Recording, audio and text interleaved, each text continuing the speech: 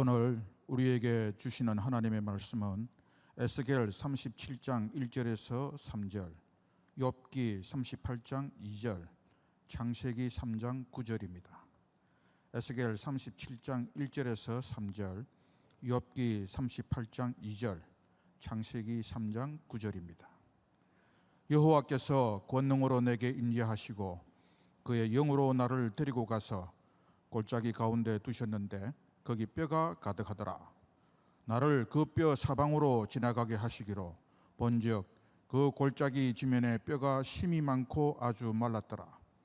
그가 내게 이르시되 인자야, 이 뼈들이 능히 살 수 있겠느냐 하시기로 내가 대답하되 주 여호와여, 주께서 아시나이다. 무지한 말로 생각을 어둡게 하는 자가 누구냐? 여호와 하나님이 아담을 부르시며 그에게 이르시되 내가 어디 있느냐? 이는 살아계신 하나님의 말씀입니다. 아멘.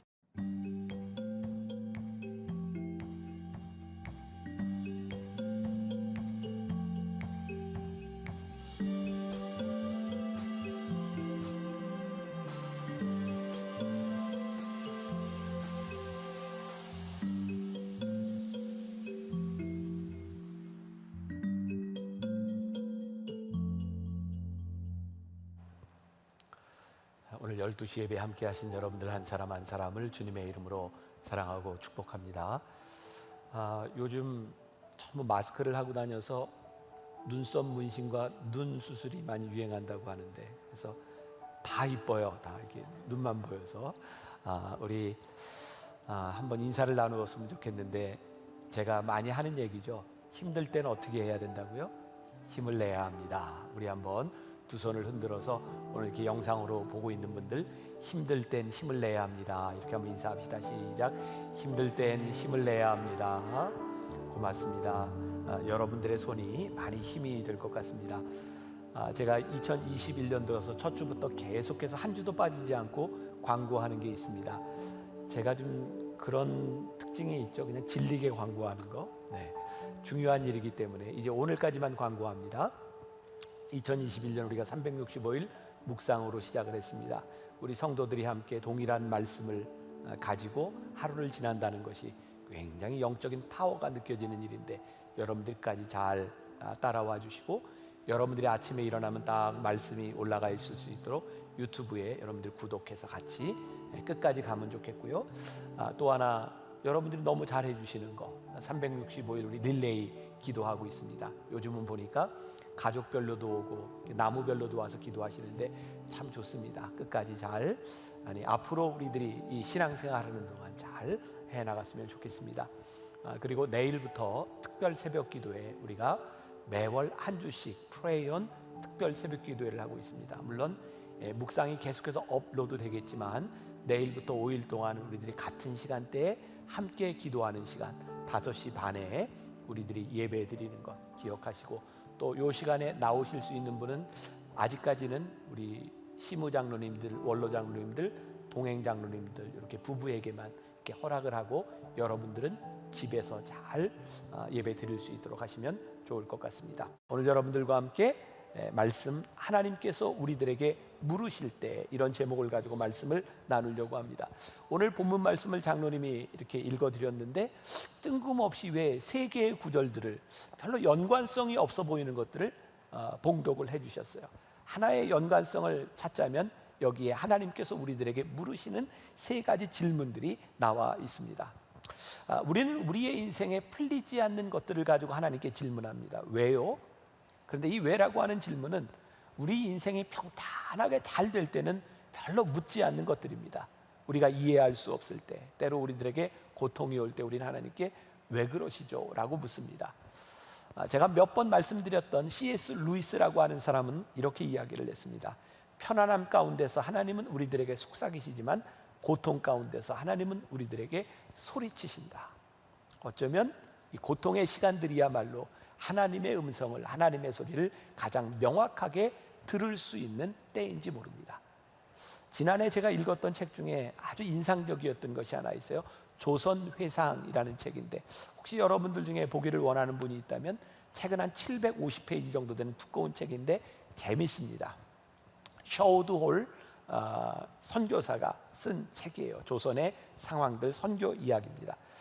1893년 11월 10일 이 셔우드홀은 서울에서 출생했습니다. 그는 선교사인 부모를 따라 한국에서 살면서 수없이 많이 결핵으로 죽어가는 사람들을 보게 되었고, 그 어린아이의 마음속에 이 조선의 결핵을 퇴치해야 되겠다는 마음을 가지고 있었어요. 그는 미국에 가서 의학 공부를 하고 다시 1926년에 조선으로 들어옵니다. 그리고 감리교 의료 선교사로서 1927년에 해주 구세병원에 부임하게 되고, 거기서 최초의 근대적 결핵병원을 만들게 되죠. 그리고 1932년, 지금은 우리들의 기억 속에 많이 아련해진 크리스마스 실이라고 하는 것을 만들어서 결핵 퇴치에 앞장섰던 사람입니다. 그런데 1940년 일제 치하에서 일본 사람들이 이 선교사님을 강제로 추방합니다. 그리고 이 선교사님은 인도에 가서 나머지 삶을 살게 되죠. 1963년 은퇴할 때까지 의료 선교사로 인도에서 삽니다. 그리고 1991년 98세의 나이로 세상을 떠났을 때 그분의 유언은 한국에 묻어달라는 거였어요. 그래서 그분은 양화진에 묻히게 되죠. 이제 저는 그의 가족사에 대해서 조금 이야기를 하려고 하는데, 고난의 순간들을 통해서 이 선교사님의 가족을 하나님이 어떻게 부르셨는가. 이 셔우드홀은 조선 땅에 의료 선교사로 왔던 윌리엄 제임스 홀과 로제타 홀 사이에서 태어나는데, 이 두 사람은 각자 따로따로 들어와서 조선 땅에서 결혼을 한 사람입니다. 그래서 기록에 의하면 최초의 서양식 결혼을 한 사람이 바로 윌리엄 제임스 홀과 로제타 홀입니다. 이 두 부부는 평양에 가서 사역을 했는데, 평양은 그 당시에 외국인 의료와 선교가 금지되어 있던 지역입니다. 목숨을 걸고 들어가게 되었죠. 그 당시에 청일전쟁이 일어났고, 그 전쟁으로 인하여 많은 역병이 돌았습니다. 그 환자들을 치료하다가 윌리엄 제임스 홀 목사님은 얼마 살지 못하고 세상을 떠나게 됩니다. 결혼한 지 2년 만에 태어난 아들 셔우드 홀과 그리고 당시 로제타 홀의 뱃속에 있었던 딸을 데리고 로제타 홀은 미국으로 돌아갑니다. 그리고 거기에서 딸을 낳죠. 그리고 어린 아들과 갓난아이였던 에디스를 데리고 다시 평양으로 옵니다. 사람들이 깜짝 놀랄 만한 일이었습니다. 남편이 죽은 그 상황 가운데서 다시 조선 땅 평양에 와서 예배를 드릴 때 사람들은 이 가정을 따뜻하게 맞아주었고, 그때 로제타 홀은 하나님의 음성을 듣습니다. 사랑하는 딸아, 내 남편 윌리엄 제임스 홀이 이루지 못한 조선 사랑을 내가 이루어라.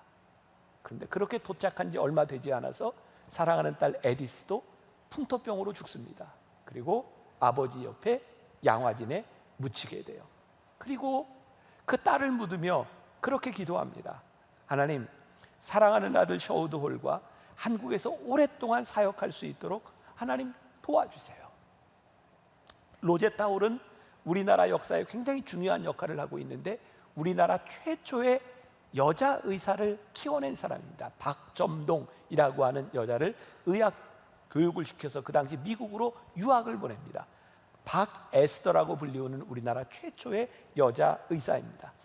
로제타 홀이 세운 병원 중에 하나는 지금 동대문에 있는 이화여자대학의 그 병원은 로제타 홀이 처음으로 의과대학을 세우면서 만든 병원이고, 경성여자의학전문대학을 세웠는데 이 학교가 그 다음 고려대 의대로 바뀌게 됩니다. 인천의 가로대학 그리고 인천의 기독병원 모두가 로제타 홀이 세운 병원입니다. 43년간 한국에서 사역을 했던 이 로제타 홀 역시 85세의 나이로 숨을 거두며 양화진에 남편과 아들과 딸과 함께 묻히게 되죠.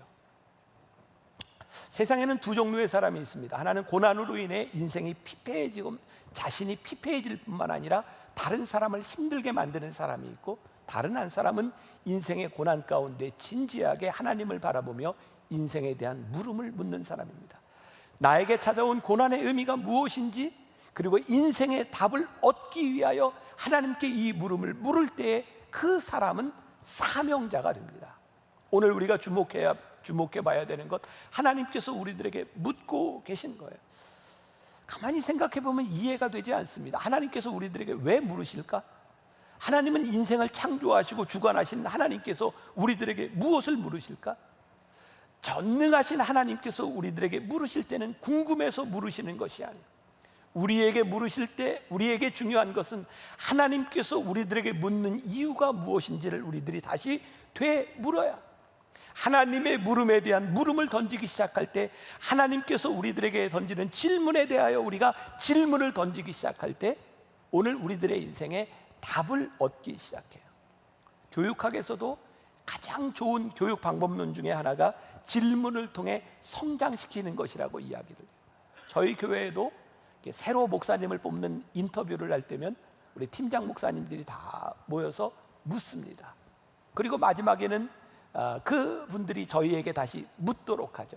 참 흥미로운 것은 대답하는 것보다 질문을 통해서 더 많은 것을 얻게 된다는 거예요.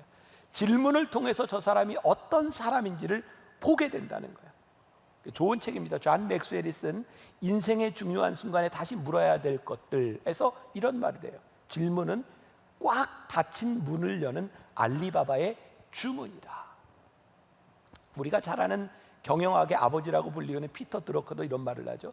컨설턴트로서 나의 가장 큰 강점은 아는 척하지 않고 이런저런 질문을 한다는 것이다. 여러분, 하나님께서 우리들에게 질문을 하시고 우리가 하나님께 질문을 하게 되는 것은 우리 신앙에 굉장히 유익한 일이에요. 그러니 여러분들의 삶에 질문이 찾아왔을 때 하나님께 질문하세요. 괜찮습니다. 제가 신앙생활하면서 느끼는 것 중에 하나가, 제가 이렇게 신방을 하면서도 여러분들 질문하세요 하면 질문들을 잘 안 해요. 근데 집사보다는 권사가, 권사보다는 장로가 질문들을 더 안 해요. 이유는 뭔지 아세요? 내가 잘못 질문했다가 내 무식한 게 드러나면 어떡하나, 두려움이 있어요. 그런데요, 내가 모르는 건 다른 사람도 모르는 것이고, 질문은 나의 무식함과 무지가 드러나며 대답을 얻는 것이기 때문에 굉장히 유익한 일입니다. 하나님 앞에 여러분들의 인생에 궁금증이 찾아왔을 때 물는 것은 우리들의 인생에 굉장히 도움이 되는 거예요. 자, 욥기 1장 1절에 보면 욥에 대하여 성경이 이렇게 설명을 하고 있어요. 우스 땅에 욥이라 불리는 사람이 있었는데 그 사람은 온전하고 정직하여 하나님을 경외하며 악에서 떠난 자더라. 의롭게 살았던 사람이에요. 여러분, 우리 인생에 제일 갑갑한 때가 언제예요? 의롭게 살았는데 나에게 재난이 다가오고 고통이 찾아올 때 이해하기가 힘든 거예요. 인과응보, 그래 내가 잘못해서 받는 벌이라고 하면 힘들기는 하지만 그거 내가 이해할 수 있는데, 우리 의인들에게 찾아오는 이 고난만큼 우리들의 인생에 힘든 게 없는 거죠. 그런데 더 힘든 건 뭐예요? 이 고난 당하는 나를 찾아와서, 여러분들 주변에 혹시 참 힘들고 어려운 때를 지나가고 있는데 누군가 신앙 좋은 사람이 와서 우리들에게 염장을 질러요. 잘 생각해봐, 뭐 잘못했나, 무슨 죄 졌나. 이게 우리들에게 참 얼마나 힘든 문제인지 몰라요. 욥의 친구들이 욥에게 와서 동일하게 이야기를 했던 거죠. 욥기 4장 7절과 8절, 생각하여 보라, 죄 없이 망한 자가 누구인가? 정직한 자의 끊어짐이 어디 있는가? 내가 보건대 악을 밭갈고 독을 뿌리는 자는 그대로 거두나니. 지금 이 욥의 마음이 얼마나 답답하고 이걸 어떻게 설명할 수 없었을 것 같아요. 그런데 그의 답답한 가운데 하나님이 개입하신 거예요. 오늘 우리가 읽었던 본문 말씀 욥기 38장 2절에 무지한 말로 생각을 어둡게 하는 자가 누구냐? 하나님은 욥에게 그의 답답함을 풀어주는 설명을 시원하게 하시지 않았어요. 욥의 궁금증에 대하여 하나님은 어떤 말씀도 하시지 않았어요. 오히려 하나님께서 욥과 그 친구들에게 묻고 계세요. 무지한 말로 생각을 어둡게 하는 자가 누구냐? 욥기 4장부터 27장까지 욥과 욥의 친구들은 이 고난에 대한 문제를 가지고 계속 이야기하고 있는데 하나님께서 개입하셔서 폭풍 같은 질문을 던지세요. 성경에 보면 70여 개의 하나님의 질문들이 막 쏟아지고 있습니다. 이런 질문들이에요. 내가 땅에 기초를 놓을 때 너 어디에 있었냐? 누가 땅의 크기와 규모를 정했는지 너는 아느냐? 바닷속 깊은 물 밑으로 걸어 다녀 본 적이 있느냐? 누가 저 별자리들을 제때 이끌어내는지 아느냐? 하나님께서 묻는 질문들은 욥과 욥의 친구들이 생각하는 그들의 삶에 일어나고 있는 그들의 고난에 대한 문제가 아니라 우주적인 질문을 하고 계신 거예요. 자연의 창조의 질서에 대한 말씀을 하고 계신 거예요. 너희들이 이것을 아느냐고. 내 인생의 문제를 가지고 쩔쩔매고 있을 때 하나님은 더 큰 일들을 만드시는 분, 너희들이 알 수 없고 너희들이 이해할 수 없는 일들이 이 세상에 가득한데 너희들이 지금 그런 문제를 가지고 이야기하고 있는 거예요. 욥은 자신의 일어나는 문제를 가지고 씨름하고 있을 때 하나님은 훨씬 더 크고 엄청난 일을 하고 계셨어요. 욥이 자기 인생에 일어나는 일에서 한 걸음 물러서서 하나님이 행하시는 일을 바라보며 내가 이해할 수 없는 이 수없이 많은 일들을 바라보며 이렇게 고백하게 되죠. 욥기 42장 5절과 7절. 내가 주께 대하여 귀로 듣기만 하였사오나 이제는 눈으로 주를 배옵나이다. 그러므로 내가 스스로 거두어드리고 티끌과 죄 가운데서 회개하나이다. 욥의 눈이 열려진 거예요. 그런 경험들이 있으시죠? 여러분 초등학교는 혹시 나오셨나요? 혹시 초등학교 나와서 다 커서 어른이 돼서 그 학교를 가본 적이 있으세요? 저도 진짜 초등학교를 가보고 깜짝 놀랐어요. 아니 제가 다녔던 학교 운동장이 그렇게 작은 줄 몰랐어요. 조그맣더라고요. 교실도 저희가 다니던 때는 한 반에 70명, 80명 그렇게 수업을 받았잖아요. 야, 요 조그만데 어떻게 그렇게 수업을 받았는지 몰라요. 여러분 어렸을 때 부모님들이 그런 얘기 하신 적 없으셨어요? 커보면 알아. 요즘 여러분들이 자녀들한테 그렇게 얘기하지 않으세요? 커보면 알아. 지금은 우리들이 이해할 수 없는데 영적 성장의 과정들을 지나가면서 우리들이 깨닫게 되는 거예요. 하나님께서 우리들에게 무언가를 물으시고 우리들이 이해할 수 없는 일들에 대하여 하나님께 물을 때 영적 성장이 일어나기 시작해요. 그래서 고린도전서 13장 12절에서 사도 바울은 이렇게 이야기하고 있어요. 우리가 지금은 거울로 보는 것 같이 희미하나 그때에는 얼굴과 얼굴을 대하여 볼 것이요 지금은 내가 부분적으로 하나 그때에는 주께서 나를 아신 것 같이 내가 온전히 알리라. 여러분 그때가 옵니다. 우리가 하나님 앞에 질문을 가지고 하나님이 우리들에게 질문을 하실 때 하나님 앞에 나아갈 때 하나님이 그래서 이렇게 일하셨고 하나님이 그때 이런 생각을 가지고 계셨구나 우리들이 알 때가 옵니다. 그래서 이 질문은 우리를 영적 성장으로 이끌고 있다고 하는 것을 우리들이 알아야 돼요. 질문을 던져야 우리들이 답을 얻을 수 있는 거죠. 자, 오늘 또 하나의 질문 에스겔 37장 3절에 이렇게 되어 있어요. 그가 내게 이르시되 그가 누구야? 하나님이 내게 이르시되 인자야 이 뼈들이 능히 살 수 있겠느냐 하시기로 내가 대답하되 주 여호와여 주께서 아시나이다. 이 상황이 어떤 상황이에요? 에스겔 선지자가 활동하던 그 당시 이스라엘은 이미 바벨론의 포로로 잡혀가 있어서 오랜 동안 포로 생활로 지쳐 있고 힘든 때였어요. 근데 하나님께서 에스겔을 저기 데리고 가서 환상 중에 에스겔 굴짜기에 있는 뼈들을 바라보며 마른 뼈들 생기라고는 하나도 찾아볼 수 없는 그 뼈들을 바라보며 뭐라고 물으셨어요? 인자야 이 뼈들이 능히 살 수 있겠느냐? 에스겔이 얼마나 답답할까요?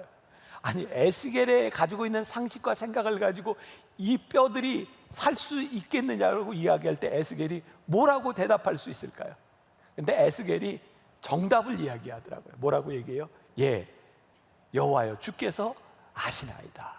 여러분 하나님께서 우리들이 무언가를 물으실 때 우리들이 도저히 이해할 수 없을 때 정답은 뭐예요? 예, 하나님이 아십니다. 이게 정답이에요. 지금 우리가 답을 찾는 것이 아니라 하나님이 아십니다. 이 말이 놀라운 정답인 거예요. 여러분 요한복음 21장에 보면 부활하신 예수님께서 베드로에게 찾아오신 유명한 이야기가 있죠. 네가 나를 사랑하니? 베드로가 뭐라고 대답해? 네, 제가 주님 사랑합니다. 네가 나를 사랑하니? 네, 제가 주님 사랑합니다. 베드로가 생각할 때 예수님이 말씀하시는 것을 아주 좁게 생각했을 때 쉽게 대답을 했는데 세 번째 물으실 때 내가 나를 사랑하니? 라고 이야기할 때 베드로가 뭔가 대답할 말을 잃은 거예요. 그때 베드로가 뭐라고 얘기해요? 예, 주님이 아십니다. 이게 정답이더라고요. 여러분 하나님께서 우리들에게 물으실 때 내가 나를 사랑하느냐고 물으실 때 하나님과 우리들의 사랑 사이에 하나님이 개입하시겠다는 거예요. 에스겔을 데리고 에스겔 골짜기에 가서 저 죽어있는 뼈다귀들을 바라보며 저 뼈들이 능히 살겠느냐라고 하나님께서 물으실 때 저 죽은 뼈들 가운데 우리 하나님이 개입하시겠다는 거예요. 하나님이 어떻게 개입하실지 어떻게 일하실지 우리는 몰라요. 주님이 하십니다. 한 가지 분명한 것은 하나님께서 지금 이 일에 개입하고 계십니다. 그러나 그것은 하나님이 하십니다. 여러분, 부흥이 뭘까요? 사망의 음침한 골짜기에 에스겔 골짜기에 하나님이 개입하시는 것. 오늘 하나님께서 우리 인생에 찾아오셔서 물으시는 것. 예수님께서 공생애를 지나가시는 동안 환자들을 고치실 때 예수님이 이렇게 물으셨어요. 내가 낫기를 원하느냐? 예수님께서 물으셨을 때 예수님께서는 그의 병 가운데 개입하시겠다는 거예요. 예수님께서 오늘 우리의 인생에 개입하시겠다는 거예요.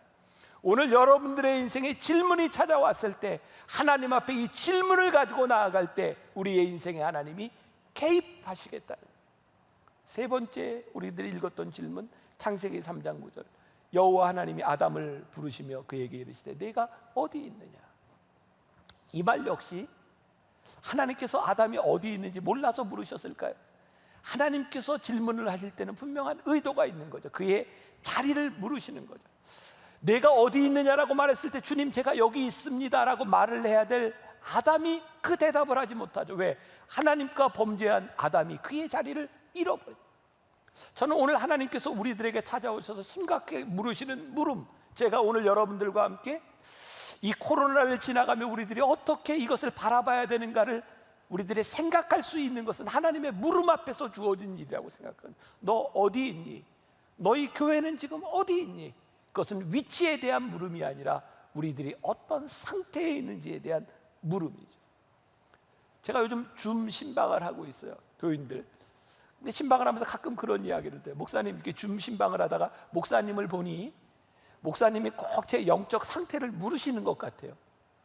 야, 좀 신방 제대로 하고 있다라는 생각이 들거든요. 근데 여러분들 생각해 보세요. 아니, 육신의 몸을 입고 있는 이 목사가 줌으로 얼굴을 쳐다봐도 내 상태가 어디 있는지를 보고 있는 것 같다면 하나님께서 오늘 우리의 모습들을 보고 계실 때 하나님이 우리들에게 무엇을 물으시고 우리의 상태를 어떻게 생각하고 계실까? 여러분, 우리가 죄를 지으면 하나님의 낯을 피하게 되어 있어요.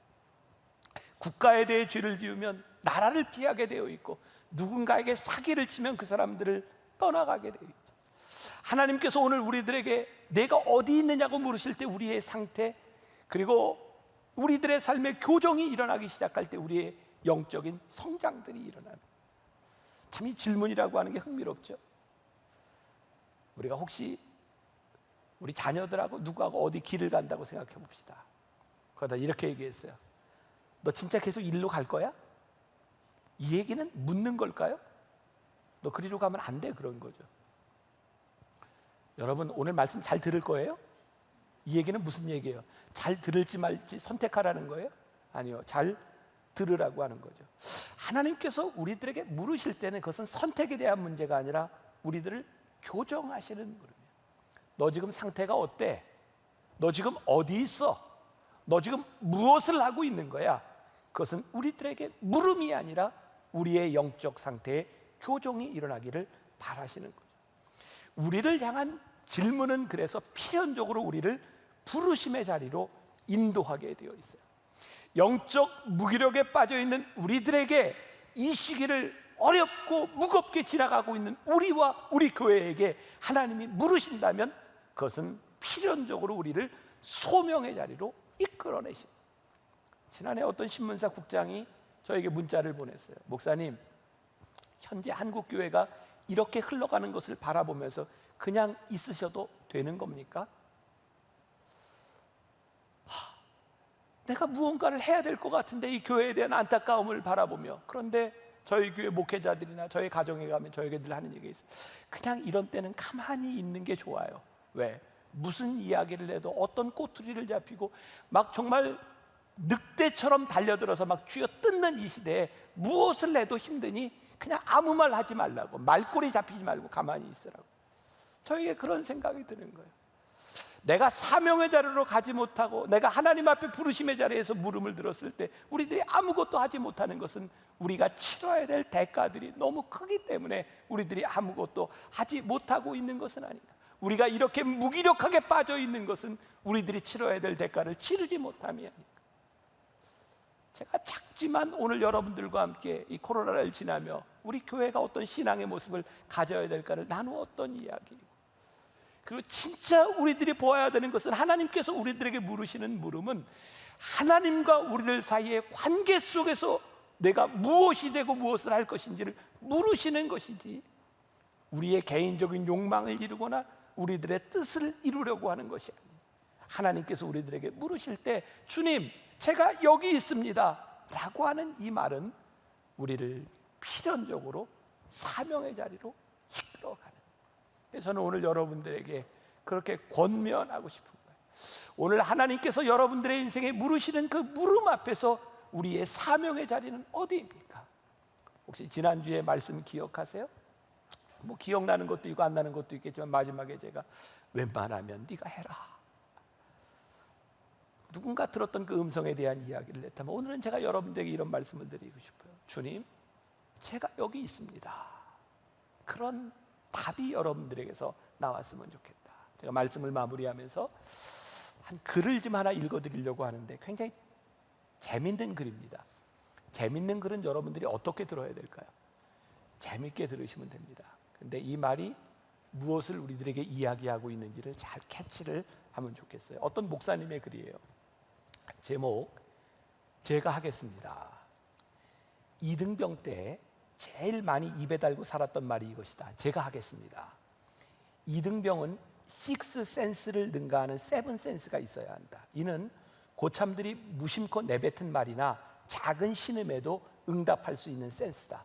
고참이 늦게 일어나서 기지개를 펴고 이불을 만지작거리면 제가 정리하겠습니다 라고 달려가야 한다.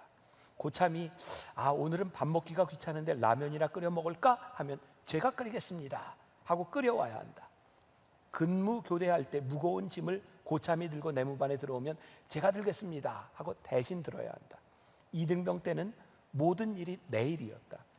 일을 골라서 하기보다는 찾아서 해야지 욕을 먹지 않고 에이스로 등극할 수 있다. 시간이 흘러 나도 병장이 되었다. 그때 나는 태어나서 누렸던 호사 중에 가장 훌륭한 호사를 누렸다. 여기저기서 이등병들이 보혜사처럼 나를 떠나지 않고 항상 따라다녔다. 아침에 일어나서 화장실에 갔다 왔는데 침구가 정리되어 있었다. 뭐야, 나 조금 더 자라고 했는데 라고 했더니 다시 깔겠습니다 하고 삽시간에 잠자리가 세팅되었다. 나는 근무 설 때 늘 책을 엄청나게 많이 가지고 나갔다. 다 읽지도 않으면서 사회에 있을 때 공부 잘했던 것처럼 보이기 위해서 그렇게 했다.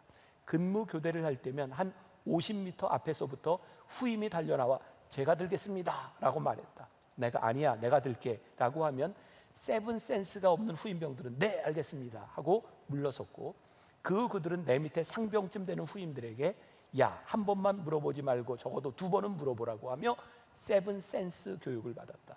제대하기 전 마지막 근무가 끝났을 때 내무반에 들어와 양팔을 모세처럼 들면 아론과 훌 이등병들이 달려와서 내 근무복을 벗겨주었고 나를 그대로 들어다가 내 자리까지 옮겨주었다. 과로 나는 쓰레기 고참이 아니었고 군대에서도 내 별명은 김 목사님이었다. 가로 닫고 지금까지 살면서 아마 제일 편한 때였다는 생각이 든다. 늘 제가 하겠습니다의 마음을 가지고 내 짐을 대신 지어주려는 이등병들이 주변에 가득했기 때문이다. 그 속에서 놀던 때가 그립습니다만 절대로 다시 돌아가고 싶지는 않다. 갈라디아서 6장 2절에 사도 바울은 이렇게 말한다. 너희의 짐을 서로 지라. 그리하여 그리스도의 법을 성취하라. 우리는 모두 처음 예수 그리스도를 만났을 때 이등병의 마음을 소유한다. 하나님은 그런 이등병의 마음을 가진 신자들을 사용하셔서 그리스도의 법을 성취하신다. 내가 무거운 짐을 지고 신앙생활을 하고 있는데 내 주변에 제가 들어드리겠습니다 라는 마음을 가진 사람이 가득하다면 얼마나 따뜻할까.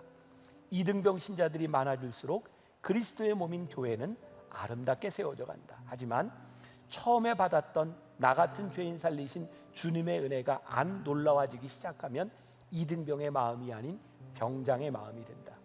병장 신자들이 많아질수록 그리스도의 몸인 교회는 골병이 든다. 우리는 처음에 우리를 만나 주셨던 십자가의 은혜를 기억하면서 이등병의 마음으로 낮아져야 한다. 사회적으로 갑질 문제가 매우 심각한데 교회 안에서도 영적 갑질이 심각하다. 영적 갑질이 무엇인가? 내가 너보다 기도 많이 하니까, 내가 너보다 하나님이랑 많이 친하니까, 내가 너보다 많이 성경 아니까, 내가 너보다 섬김의 연수가 오래되었으니까 고로 너는 조용히 있어야 해. 어디서 병장 신자가 말하는데 이등병 신자가 나대. 이게 교회 안에 일어나는 영적 갑질이 아닌가? 교회는 군대가 아니다. 교회에서의 최고 자랑은 연수가 아니라 그리스도를 닮은 인격이다.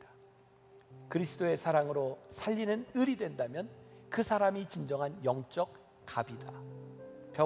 변은 익을수록 고개를 숙인다고 했다. 아직 숙이지 못하면 익지 않았기 때문이다. 지금은 서로 갑질할 때가 아니라 갑절의 사랑을 구해야 한다. 우리 서로 사랑하자. 참 좋은 글이었던 것 같아요. 제가 하겠습니다. 제가 여기 있습니다. 그때의 마음으로 돌아와서 하나님이 우리의 인생에 물으시는 그때 우리들이 대답하고 그 물으심 앞에 나아갈 때 우리가 사명자가 될 수 있다는 것 기억하면서 오늘 여러분들의 인생에 찾아와 물으시는 하나님의 물음 앞에 제가 여기 있습니다. 대답할 수 있는 거룩한 주의 백성들이 되시기를 주님의 이름으로 간절히 축원합니다. 우리 같이 찬송했으면 좋겠습니다. 부름받아 나서니 먼 어디든지 가오리다.